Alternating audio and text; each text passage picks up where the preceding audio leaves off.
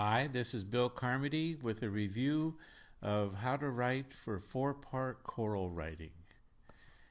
We have four voices, two in the treble clef, two in the bass clef, soprano and alto are in the treble clef, and tenor and bass are in the bass clef. The soprano and bass voice ranges go from one ledger line below the staff to one ledger line above the staff. The alto and tenor ranges go from G to D, G being the high note for tenor and the low note for alto. The spacing of voices really refers to the spacing of the upper three voices, tenor, alto, and soprano. Close spacing is when those between the soprano and the tenor is an octave or less, and open spacing or open position is when the soprano to the tenor is more than an octave. There are cadence formulas. We'll go over how to voice all the different types of bass progressions, chord progressions, but the ones you should memorize first are the circle progressions. That is where the root progresses down a fifth, goes around the circle of fifths. There are two main kinds of formulas for circle progressions. If the soprano part goes from the seventh note of the scale to the eighth note of the scale, in major that would be T-Do, in minor that would be C-La. Hold the common tone. There's one note that's in both the 5 chord and the 1 chord, and hold that note in the same voice. For example, in this first one, we have a T-Do progression in major, and the tenor part is holding a G and stays in the tenor part on the G for the C chord.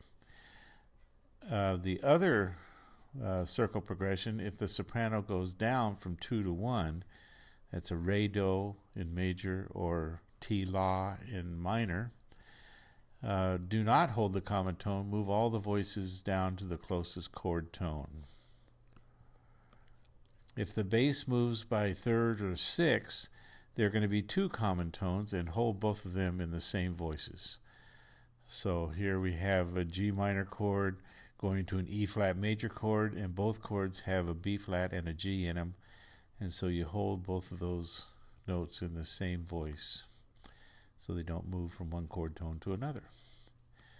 If the bass moves by a second, goes up a step or down a step, or by seventh, which you consider to be a second with an octave difference. So if it goes from C to D, it can go up a step or it could go down a seventh, C to D. In either case, you're going to do the same thing, which is move the upper voices as little as possible to the next chord tone, closest chord tone. Oftentimes that results in contrary motion, like if the bass goes up a step and the other three voices come down, then that contrary motion is a very pleasant effect and is something that we try to get whenever we can. Sometimes you need to double the third when we go from 5 to 6, for example. We double the third to avoid parallel fifths. Diminished triads, 7 diminished in major scales, and a 2 is a diminished chord in minor scales. These are found in first inversion, and you double the bass note, and all the other voices go to the closest note, closest chord tone in the next chord. We have them in first inversions, especially the 7 chord in first inversion, so that the leading tone is not in the bass, and we don't want to double that note. Second inversion triads, 6/4 chords, only happen in 4 situations, and don't use them any other time, but in these 4 situations you can. The first is the cadential 6/4, in which you have a 1/6/4 followed by a 5 chord followed by a 1 chord, and you hear this all the time.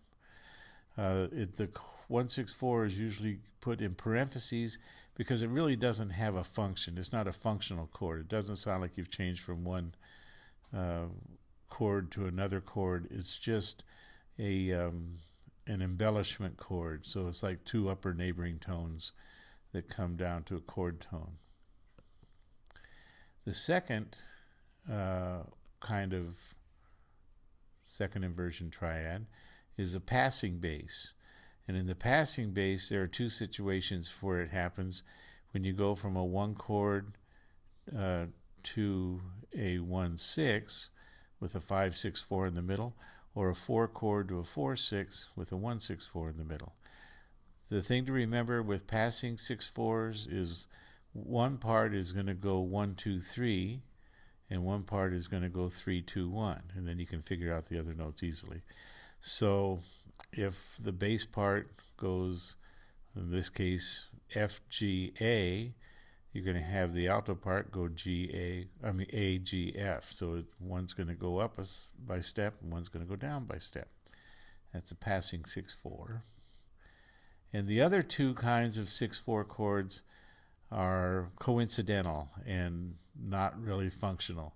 The arpeggiated bass, or arpeggio 6/4, happens when the bass part goes 1-5, 1-5, and when it hits the 5, it's a 6/4 chord, but it really doesn't sound like you've changed chords at all. And the pedal 6/4 is when the bass part holds through a chord change. The upper voices change, but the bass part stays the same.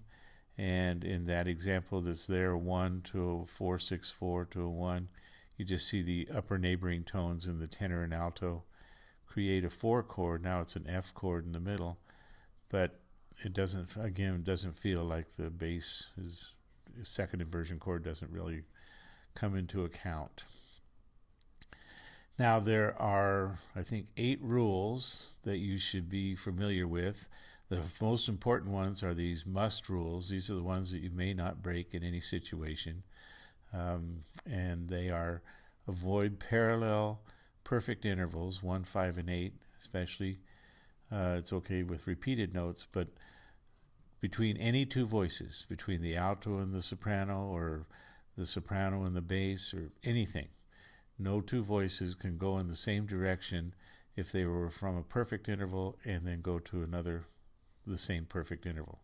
So the bass and some other voice that are a perfect fifth apart cannot both go up by step, because then they'll still be a perfect fifth apart, and that would be parallel fifths. Never double the leading tone or any altered note. And that's the reason that we invert the 7 chord, so they'll get the leading tone out of the bass part.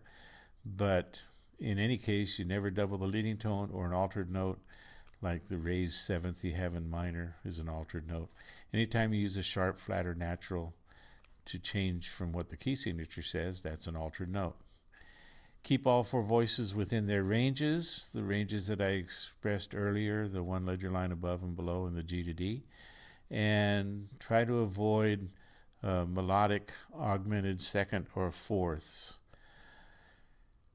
Now, these other rules I would consider at this point of your education to be never do 'em rules also, but occasionally you find these rules broken in more advanced music.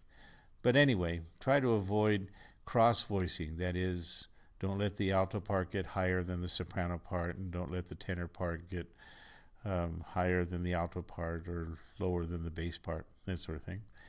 And no more than an octave between the soprano and the alto, or the alto and tenor.